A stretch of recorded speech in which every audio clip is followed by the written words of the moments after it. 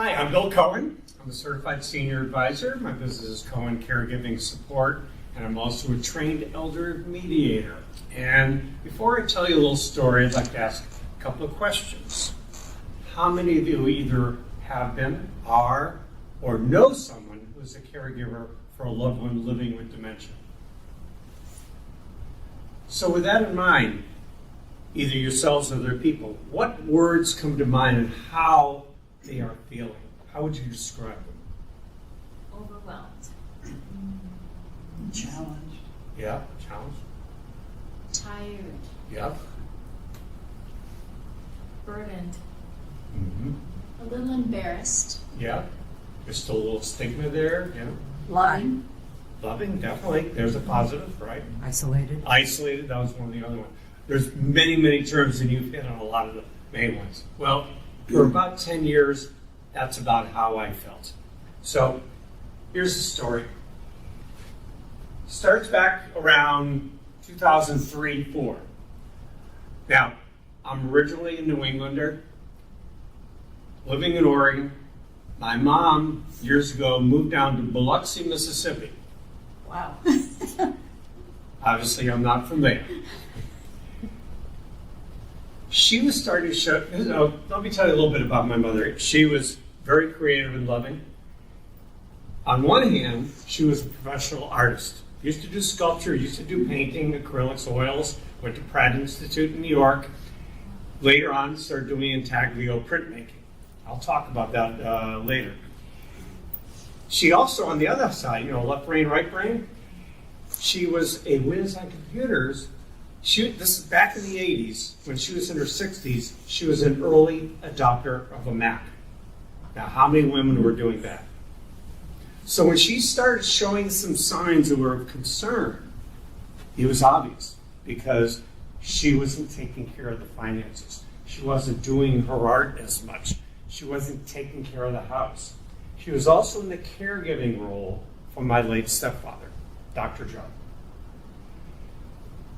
We were thinking, okay, and he was on and off hospice, but if he either went to a care facility or passed away, would mom bounce back? Is she just tired? Is she stressed? Getting older, right? We never had that opportunity, because what happened on August 29th, 2005 on the Gulf Coast? Who's going to say it first? Katrina. Katrina. You win some forget-me-nots. Oh. Pays to be fast. Right? Hurricane Katrina. The house that had survived many other storms, including the famous Hurricane Camille, was completely swept away down to the foundation in the storm surge. This is on the back bay, not just right even on the coast.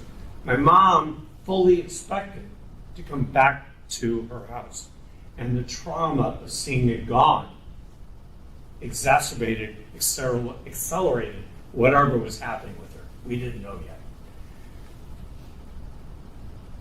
Later on, we did realize that it wasn't just some cognitive decline. It wasn't one type of dementia. It was Alzheimer's. There's no question. We didn't do a lot of testing.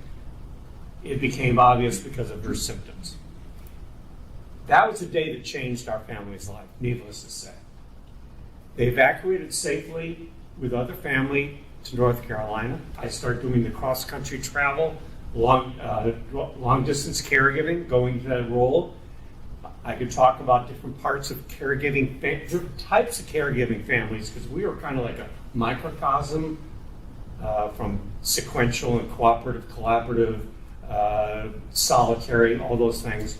But for the most part, I was the main caregiver. And while I'm doing that, I have a full-time job in Salem, Oregon here. I started talking to a care community in Southwest Portland, where I wanted her to be. Started attending a support group.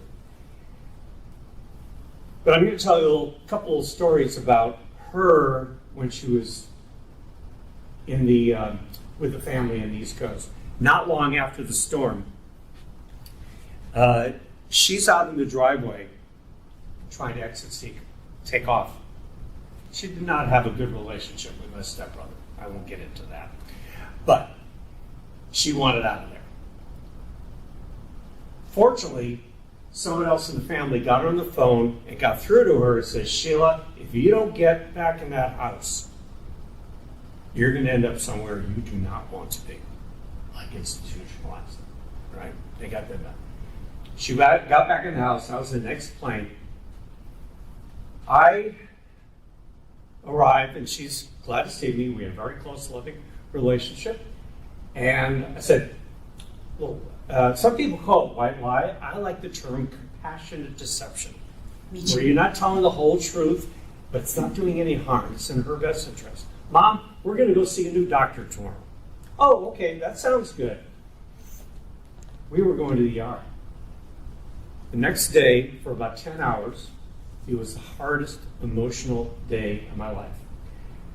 For a long time, they couldn't see her to get a geriatric physician there. We're in a conference room, and she is sitting there like a caged animal. The fear in her face, the agitation. I don't know what real words really come to mind, but she was like a caged animal. I did not recognize my mother. Finally, they got her admitted. They got her on some medication. The geriatric physician saw her. The next day, I come off the elevator. She sees me and says, there you are. There's my savior. She didn't want to be mad or scared of me. It was the disease. It shows how damaging it can be. Soon after was another interesting story I like to tell, where she had still the cognitive ability to do the advanced directive.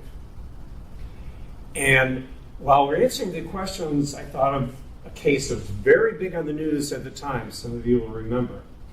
I asked Mom the question, Mom, do you want to end up like Terry Schiavo? Persistent vegetative state for years. The family's fighting all over. The politicians got involved. And she said very clearly, absolutely not. And I told my aunt this. She says, you heard what she said. That's going to be her wishes. And it was actually a gift to me, because I never had to make that decision to pull the plug or take away extraordinary measures, artificial feeding, etc. Mom didn't want that. So when it got to later on, when she was on hospice, I remember saying, I don't want any of the other medications. Increase her morphine as needed so she's comfortable and not in pain, and I'll have what she's having. So I moved her out to Oregon. This is in 2008, after she'd been on the East Coast with other family. And moved her into that same care community. They felt that, oh, funny story. We go into the assisted living. It's one of these places, looks like a hotel or resort. She looks around, says, this is nice, Bill. I could live here. Can I afford it? Again, compassionate deception. Yes, Mom. I knew she was running out of money. They said that we'll admit her. We don't think she'll be here a year. And that's exactly what happened.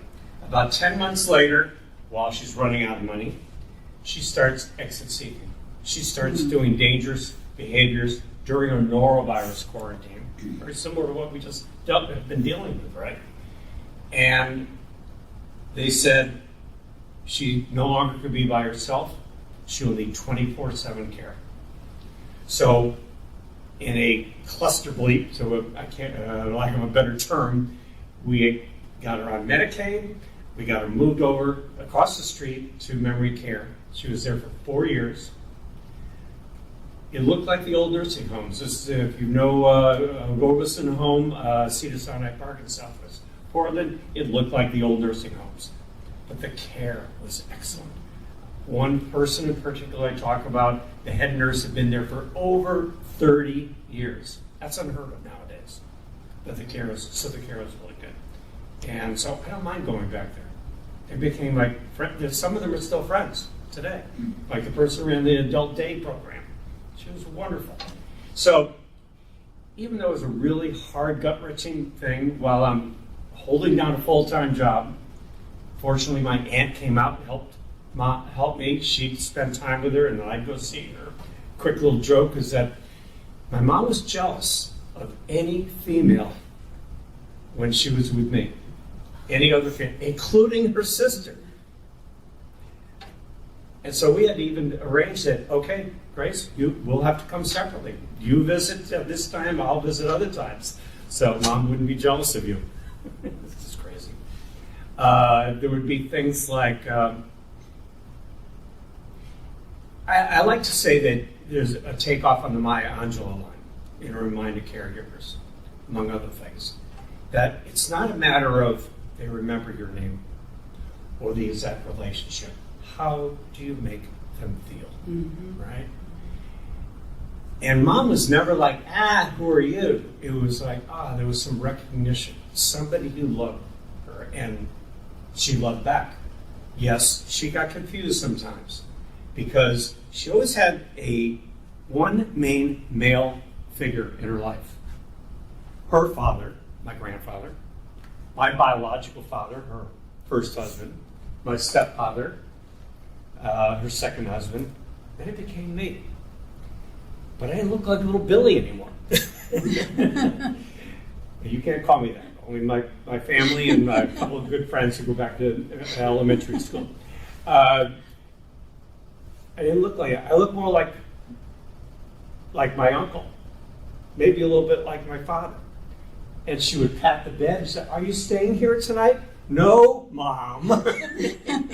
So things like that. So I noticed, I wasn't this is something I learned. I wasn't correcting her. "Don't you remember who I am?" Yeah.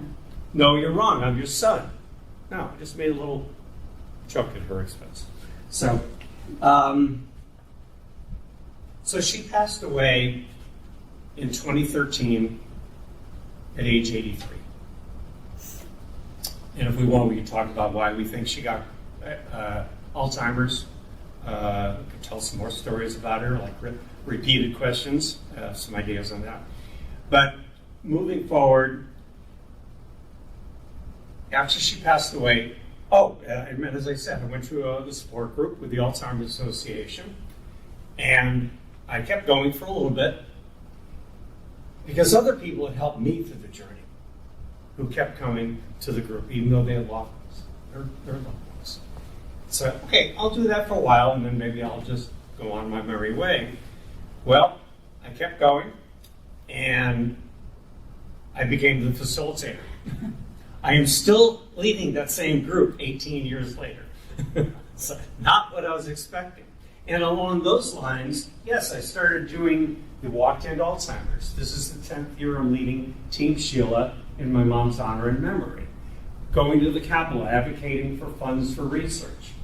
But I still thought, as I approached retirement at a completely unrelated job, I thought I was just going to do more volunteer work. And by the way, the stress of the caregiving and holding down the full-time job, for those of you in this area, working in Salem, living in Southwest Portland, she was up in the Beaverton area and all the commuting and everything else and all the responsibilities, the finances, the real estate, the taxes, the law, you name it. I was doing it, just not much of the hands-on caregiving because I wasn't going to be bathing and showering my mother. She wouldn't have had that.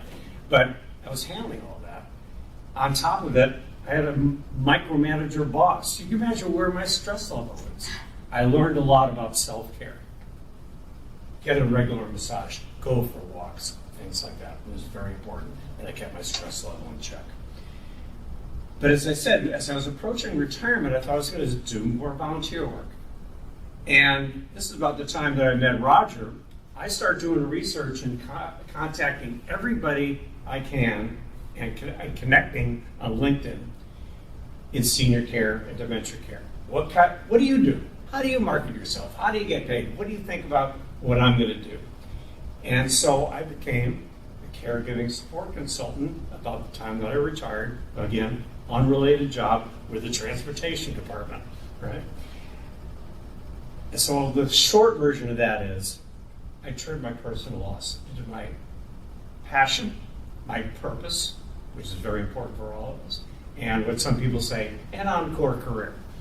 So that's why I do this today. very quickly, how I help people and what I do is a little bit different from some others. What I found when I was caregiving for Mom, rightly so, the emphasis is on the person with the disease or the condition. They can't take care of themselves. They probably can't make their own decisions, right? But who is saying to the caregiver, how are you doing? What support and resources do you need? I found that sorely lacking, let alone if you got a diagnosis. If, not saying when, if you got a diagnosis. Where was the support? Where's the information? Where's the pamphlet? Where's the care plan? Where's the treatment? And I am still hearing this today. Remember, I was talking going back to around 2005. Still hearing this today from my clients and my support group members that where is the support? Where's the information? Right? It's improving. The other thing was there was no internet, or barely. There wasn't a lot of information. I see the retirement connection guides over here, and we didn't have that yet. A lot of information there. It was basically the old term, I think we're all old enough, let your face do the walking through the yellow pages, right? And make calls. So it's better now, but how do you know who to trust? Who's vetted? Who is going to be a good, reliable person to take care of my loved one, right? So what I find is I'm trying to fill that gap. The closest I am is to like the geriatric care managers, but I'm not the medical person. I'm not the social worker. My client is the caregiver, so they can take care of their loved one, manage the care, practice self-care, and preventive care as well. So increasingly as well, and what I'm doing is I'm providing advice, support, resources, referrals. I don't compete with anyone. If you haven't heard anybody doing what I'm doing, there's a good reason. There are very few. So I don't compete with everyone. I collaborate with everyone to put together the care team and the care plan. And along those lines, what I'm finding increasingly is many families, if not most, can't decide on ordering pizza, let alone their loved one's care plan. You find families at odds. They're at an impasse. They can't make a decision. So I am now what's called a trained elder mediator. Help them come to that decision. Nobody's going to get everything they want, but it's something they can all agree upon. They can settle on. And keep them communicating, keep them talking. One family I remember saying right in the middle of the Zoom meeting, they were all over the Northwest, and they said, well, at least we're not yelling at each other. That was a win, definitely. Keep them talking, come to an agreement, and I do let them know, look, I'm not a therapist. I can talk to people, I can listen to their problems, but I'm not a therapist. I can't fix your family problems. I'm going to help you find and make a decision. Be that facilitator, that neutral, objective person. Keep you out of court, keep the lawyers out of it, and come to a good decision that's in your family's best interest. So the other thing I was going to talk about today, and if we get done here, I can answer any questions about what I do or other topics regarding caregiving, Alzheimer's versus dementia, blah, blah, so forth. But here's a few things you don't want to do and a few things you do want to try as a caregiver. Because as you care for your person living with dementia, one of the things I hear a lot, and I'm sure you have too, guilt. Feelings of guilt. Am I doing it right? Am I doing enough? Am I doing it at the right time? So here's a few things, the most common and understandable things you should try not to do or say. Lose your patience when they get upset, or they are agitated, or they ask that question over and over and over again, then they just ask a minute or two again. Now, do you think if they could change, they would? They would if they could, and they can't, right? Don't correct them when they say something like your name or say something wrong. Again, if they could get it right, they would, right? This was supposed to be, high tech, but so I just want to bring along my cheat sheet. I didn't want to forget anything here. Don't get upset when or don't ask them, don't you remember my name, as I said earlier, right? If they're happy with you, and you make them feel better, that's enough. Right? How do you make them feel? Don't try to use logic or argue with them. Has anybody ever won an argument with a person with dementia? Never. Never. And you can use logic for yourself, but you can't use it on them. You will never win the argument. Just talk logically, think logically, and talk in a calm, reassuring way. Don't react with anger or in kind to theirs or their anxiety. Talk softly and with little emotion as possible. In fact, it's okay not to respond at all. Think about, we know that they are not children. They do have childlike behaviors. I mean, what does this sound like if you ask somebody, what do you want to do? And they say, I don't know. Or do you want to do this? And they say, no. What does that sound like? Or if they're having a tantrum, like a toddler, right? So sometimes it's better not to respond to it. Maybe give yourself a timeout from them. A child, you'll maybe give them a timeout, right? But sometimes you just need to step away.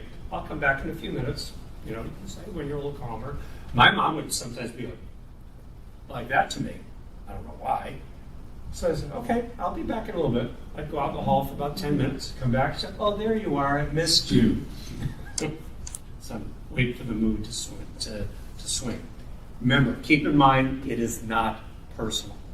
It's the disease. And like I said, even if you get something wrong, you get a chance to try again an hour later.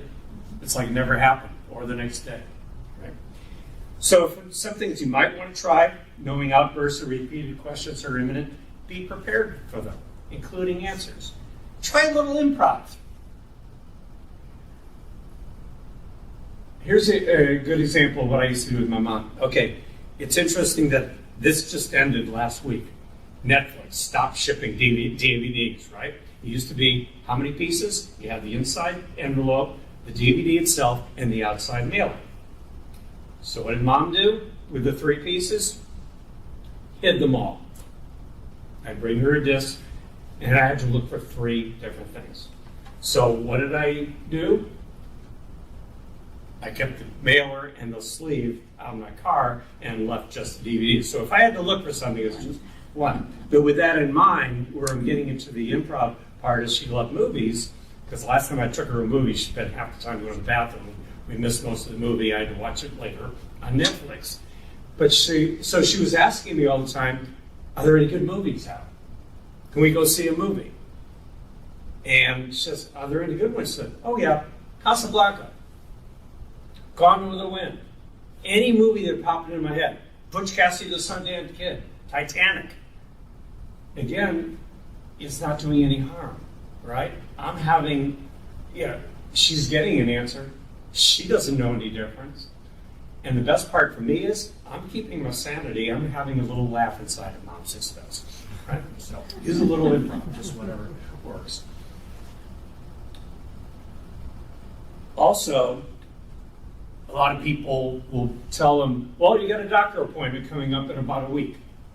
How many times in that time frame do you think they're going to ask, when's the doctor appointment? Over and over and over again. Probably better to just make sure the morning of the appointment or something you're going to, they're bathed, they're toileted, they've been fed, they're clothed, toileted again, right? There's always one more time. And then say, okay, we're going to an appointment. And take them into the doctor. But you're just setting yourself for failure and frustration if you tell them too far in advance. As we were talking about earlier with Roger, have tasks, activities, objects to keep them engaged, because a lot of times when they're upset, when they're agitated, they're just bored. They don't know what to do with themselves. And it doesn't matter if they do it correctly or the way you would. How many of you have an argument with a partner or a spouse about the dishwasher, right? You don't do it like I do. Now, how's that going to work on somebody with dementia? Now, if they're willing to, if you can get them to, can you put the dishes away? For the cabinets, okay, they may put a couple of things in the wrong place, but it's keeping them busy. I remember once we had my mom over for dinner, and my wife says to her, Sheila, why don't you arrange the table a little bit? What was her former profession? Artist. She did the napkins very different than probably any of us who did, like fanning them out and all that. It's just because she was being creative, right? She wasn't thinking so much about how the table was set. This will look pretty, right? So let it go if there's no harm being done. And again, as I said, as Maya Angelou reminded us, how do you make them feel? Etc. It's all also okay regardless of what you do and say, because you're doing the best you can. And the best thing you can do is ask for support, ask for help. And there's a lot of ways we can do that. So what I usually tell people is, okay, that's what I want to talk about. I want to hear more about your questions or what's on your mind, or even a problem or an issue that you're dealing with. Maybe we can brainstorm with each other. Any comments, questions, or concerns? Great presentation. That's my story. I'm sticking with it.